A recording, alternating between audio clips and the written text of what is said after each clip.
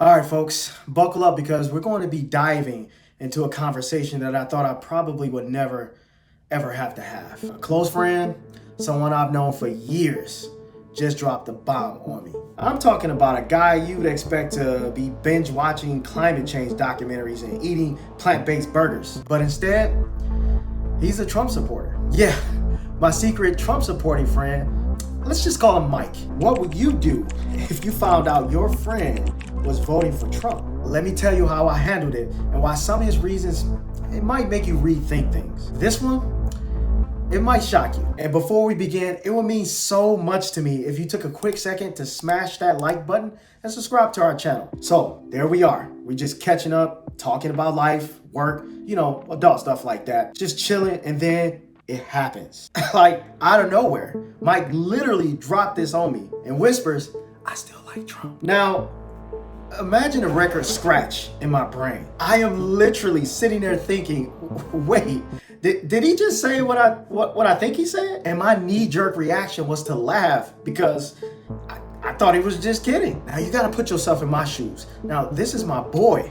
He's college educated, well-read. He voted for President Obama once, and he's my logical numbers guy. Now I wanted to keep things cool, but inside, man, I'm straight wrestling with this. I'm like, how do I even respond to that? And I'm not the cancel culture type guy. So I'm like, all right, I'm open-minded. Let me hear what you gotta say. And that's where things got really interesting. So Mike started laying out his points like we were on some type of TED talk or something. He goes, look, man, this country is a mess, man. You can't tell me we're better off now, man. And I swear, I can kind of feel that tension creeping in. On one hand, I'm looking like, this is my friend. I know him. He's reasonable. And on the other hand, I'm looking for Trump's greatest hits. Lock her up and drain the swamp, that kind of stuff. But instead, he started talking about the economy. And okay, he's not entirely wrong. I mean, inflation is eating up our paychecks faster than you can say avocado toast. Gas prices are back on the rise. Interest rates are squeezing home buyers, and the national debt, we're flirting with $33 trillion, people. That is total craziness.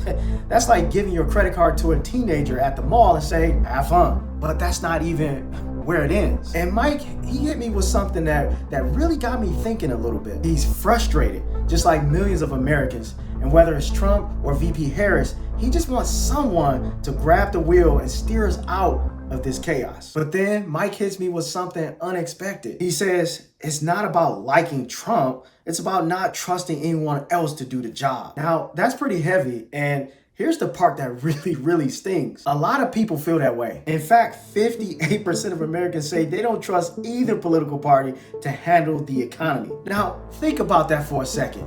More than half of the people don't trust anybody. So if you're stuck between not trusting anybody and your paycheck is shrinking every month, what do? You go with what you know.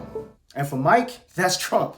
Now, I know what some of you are thinking. Is your friend okay? Is Mike okay over there?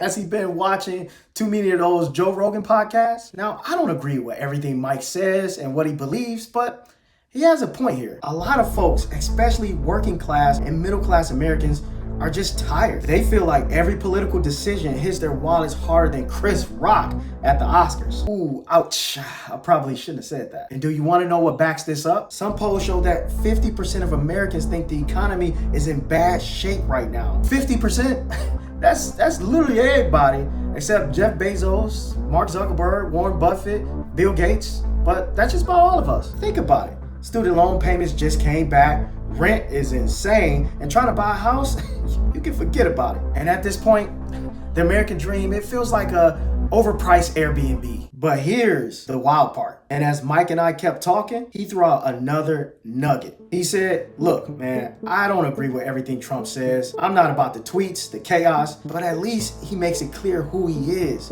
There's no smoke and mirrors. Transparency in politics?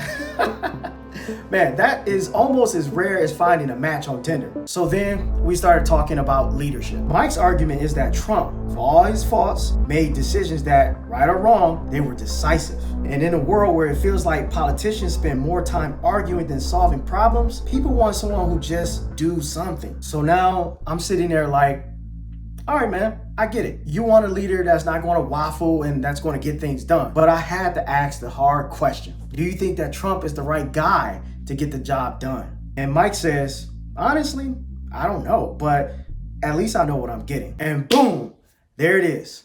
The heart of the conversation. Mike isn't some hardcore storm the Capitol type dude. Mike's the guy who brings hummus to parties and lectures you about recycling. This is the conversation that makes it so real and so intense. Now, he's just a guy that's just frustrated with where we're at. But if we're being honest, how many people feel the exact same way? Now, whether they vote for Trump or Vice President Harris or the first ever AI president, people are just desperate for change. Look, I'm not here to tell you who to vote for. I'm here to tell you, though, that these conversations, they matter. We're at a point where we need to start listening to each other again, especially when it makes us feel uncomfortable. Because trust me, if we don't, the divide will only grow wider. So here's my challenge to you.